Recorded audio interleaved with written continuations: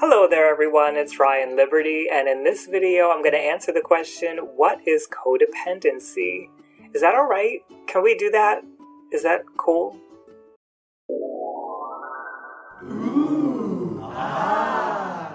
Alright everybody, so here we are, we're ready to talk about codependency. This is going to be a big topic, and I'm going to get into a little bit of nitty-gritty here on how I feel about codependency, because codependency is not actually like an official term. It's a term that emerged, and we're going to get into the history of it just through people observing something going on around them. So I've got notes as always, because this is a big topic, and I hesitated to do this video for a long time because I wanted to make sure I had a good grip on what I was talking about before I did it. So let's get into what codependency is. So originally it was actually called co-alcoholism, and that was a term that came about around the 1950s when a group in the United States, there was Alcoholics Anonymous, and they decided to create a separate group called Al-Anon for friends and family of people who were battling alcoholism and substance use. When they realized that the family members and the friends, they also seemed to have a lot of issues, psychological issues, and it seemed to be this consistent pattern that whenever you had somebody who was battling alcoholism, there was also a family member or a friend or somebody around, typically, who was having their own set of psychological issues. So they came up with the term co-alcoholic for this person.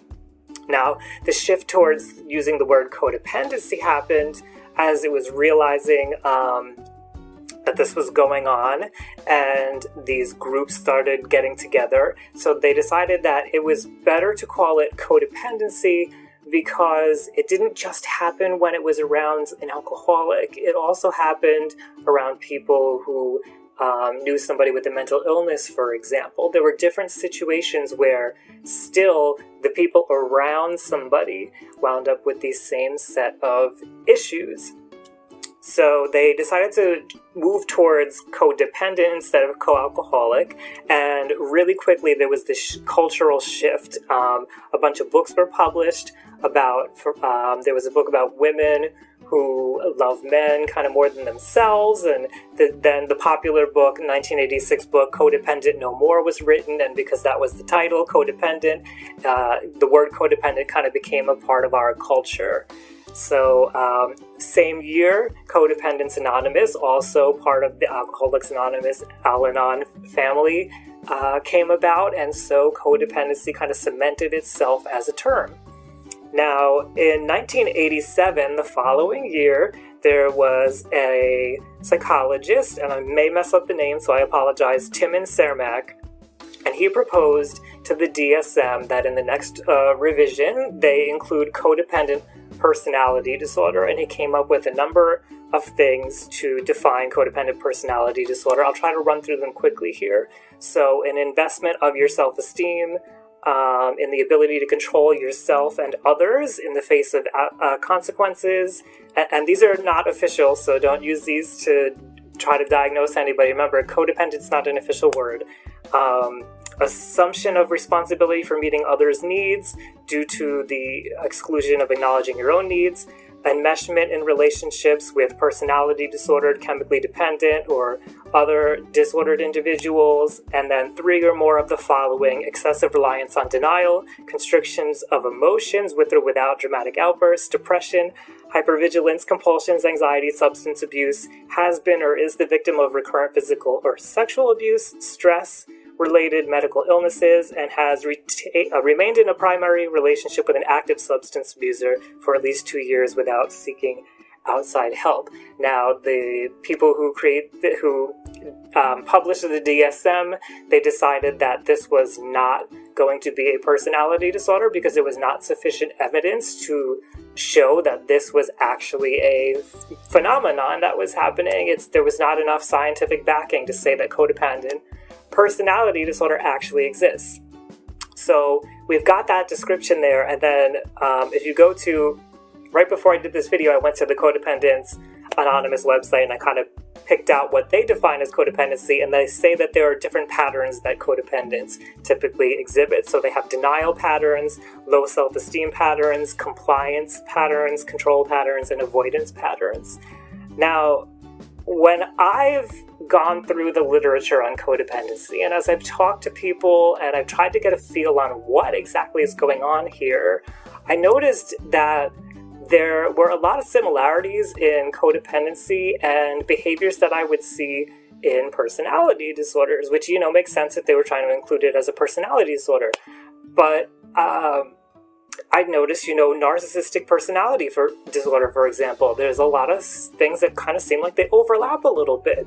So in the original proposal for codependent personality disorder, you see there's trying to control other people. You see things like boundary distortions and meshed relationships.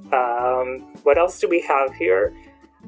Excessive reliance on denial. So all of those could be attributed to something like a narcissistic personality disorder. And then when I went to the Codependent Anonymous description, I also saw things like lack of empathy for the feelings and needs of others, perceives themselves as superior to others, gives up their truth to gain approval of others or to avoid change, has to feel needed in order to have a relationship with others, believes that displays of emotion or signs of weakness. So all of these things, now granted, that's not the whole picture when it comes to codependency, but those signs, those symptoms, those behaviors overlap with narcissistic personality disorder in this one example that I'm giving. So this may also be a part of the reason why it's not included as its own personality disorder, because when you go into the definition of codependency, it's vague enough to kind of encompass a lot of different things that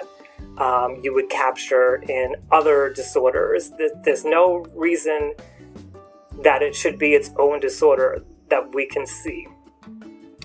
So I just want to remind that codependency has not been validated by data.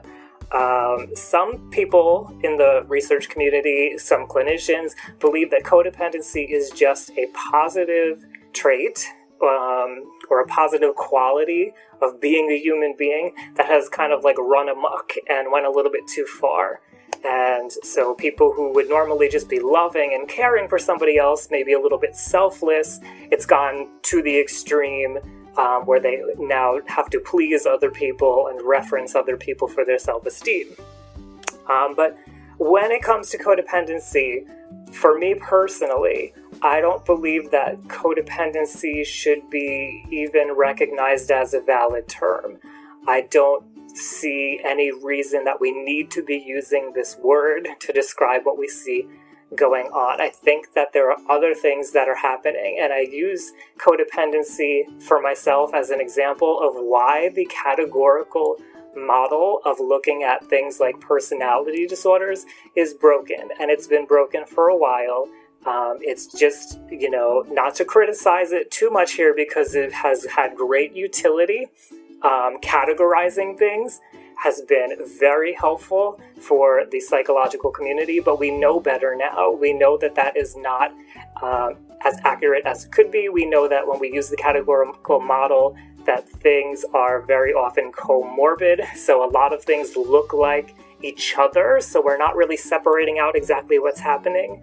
And codependency to me is a great example of why we should be, at least in the case of personality disorders, moving towards more of a trait-based dimensional model, which is what is actually seems to be happening with the DSM, including it in Section 3, and with the ICD moving towards that as well in what we're seeing in the ICD-11 beta that is currently out.